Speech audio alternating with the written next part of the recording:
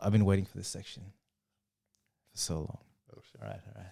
It's the Broncos, baby. It's the Broncos. This is going to be the most biased analysis of the NRL Grand Final, but we have the Brisbane Broncos taking over Penrith, the Penrith Panthers, for the 2023 NRL Championship, not World Championship, because we ain't Americans, mate. We don't claim to be world champs of everything. Specifically New South Wales. Specifically in Australia. But man, I'm so happy. Like, you've been watching a bit of the footy or not really? Yeah, but I've been watching it. Yeah. I was gonna say, like, it's great that Brisbane's made the grand final. I think that, like, here's the thing. Do you go for a team? Is it Canberra? Like, it was the Raiders. The Raiders. Go the Raiders. Why do so many Indians go for Raiders? I don't know. It's just like, it's a genuine thing. I have a lot of Indian mates that go for the Raiders. Yeah, I think it's you guys colorblind or something. we can't see it's the bright green against us. We love Laurie Daly. He looks kind of Indian. They could mistake him for Punjabi, maybe. I don't know. He looks kind of like him. Anyway, you're watching the footy? Yeah, we're watching the footy. I mean, it's great that Brisbane's made the final, but I hate to be the bearer of bad news, but Penrith, man. Dude, they are like they're hammering teams like left, right, and center. So I'll tell you what. Firstly, Penrith number 1, Brisbane number 2. It's so so yesterday's game, Brisbane versus the Warriors, I was pretty nervous, right? Because the Warriors played tough. They were tough in the beginning. We got allowed forward tries. It's in Brisbane. What do you expect, Warriors fans? We were always going to win it. We were always going to pay off the refs. All right? Don't call it Warriors fans. We don't want them after us. All right? So, but what I'm saying, so 1 versus 2, they actually have the same amount of points. Yeah. So they won the same amount of games. Penrith is superior to Brisbane. They scored just about a little bit better than Brisbane, but they defend better than the Broncos. So you're right. They're clinical. I think they've been in the last 3 to 4 grand finals.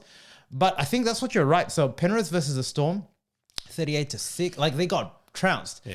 Hey, Brisbane versus the Warriors, like 42-12. What I mean is, like, the two teams are the dominant teams are running on a collision course. And all you can say for any sort of premiership is great to have the two best teams, like, representing. Well, I'm kind of sick of the Panthers. I just want them to lose. Well, that's the thing. So if you think about it, unless you're a Penrith, who the hell's a Penrith fan, man? If you're a Penrith fan, put some comments below. Shout out John Biddles. Actually, you know some damn Penrith. Block them on Facebook. But, like, you're right. Penrith seems to be, unless you are from Penrith or you've supported Penrith, of which I know, people don't like the Panthers. Jerome Luai, they rub people off the wrong way. Because the other thing is, we've spoken about this ad nauseum with different things in sports, but Australians hate, like, there's a tall poppy syndrome here. As soon as you have someone winning consistently, they like to chop him off. And I think Brisbane, it's our time. You know, we got Reece Walsh, the new wonder kid. But do you remember so I'll tell you the story about Brisbane, right? 2 years ago, we were the wooden spoon. So I know people forget that, because the thing is, if you don't follow rugby league, Brisbane is not exactly like, it's a glamour club. Like, they pull big numbers over there. It's a very prestigious sort of club. But you wouldn't think that 2 years ago we were the wooden spoon. So wooden spoon, like, for those that don't know, is just basically the bottom of the table. So in 2 years, they've turned everything around. And the interesting thing about the Broncos sort of fan base is a lot of the kids that they have, they developed them. The only couple of players that they have purchased to get us to the grand final is Adam Reynolds. And he is a big, like, a really big component there. Who is the other one? I can't remember. I'm getting a... It isn't Selwyn Cobbo, is it? No. Cobbo is part of that grassroots. The kids, Reece Walsh is part of the grassroots. Payne Haas, Paddy Carrigan, all of them are part of the grassroots. I'm losing it. I'm losing the name here, but which is all to say they've done it the right way.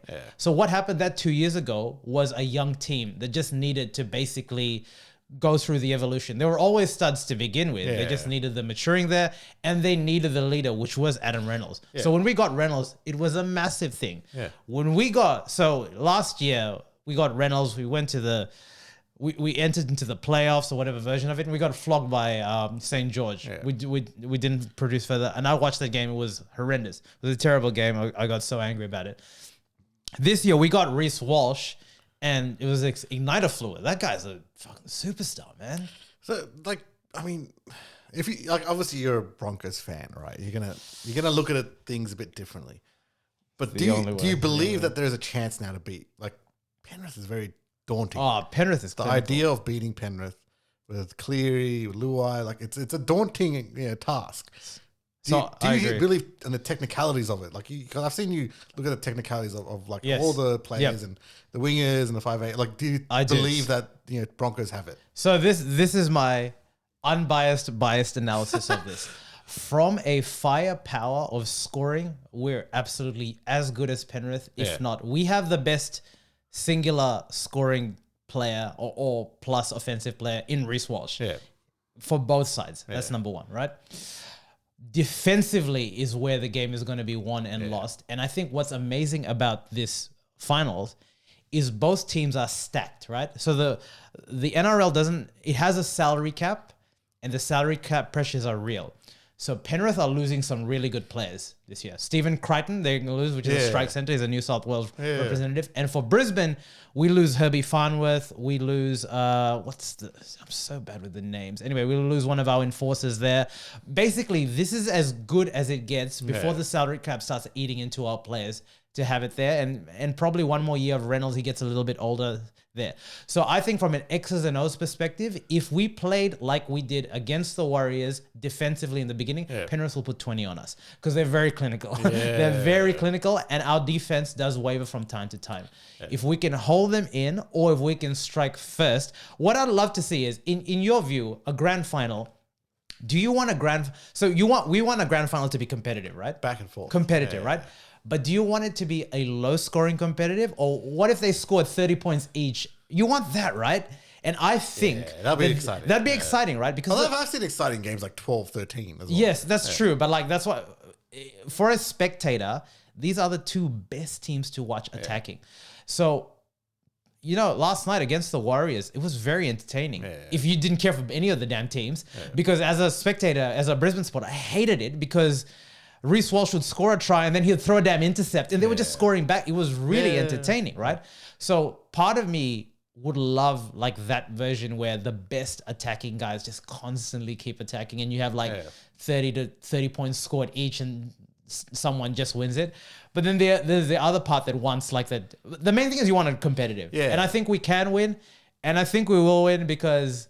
What's just going to make it difficult is like it's going to be a pro Penrith because they're going to be in Sydney. Yeah. I actually disagree with that because the thing is, I think there are a lot of Broncos supporters in New South Wales. There's more than you think. I actually think there are more. If it was in Penrith, all my in-laws are exactly. No, true. They're Broncos supporters, so I think that they'd get good representation down there. I went to the last Broncos final with Darren Lockett. You wouldn't tell. Yeah. If it was in Penrith, another damn story, right? No one wants to go to the mountains over there, but.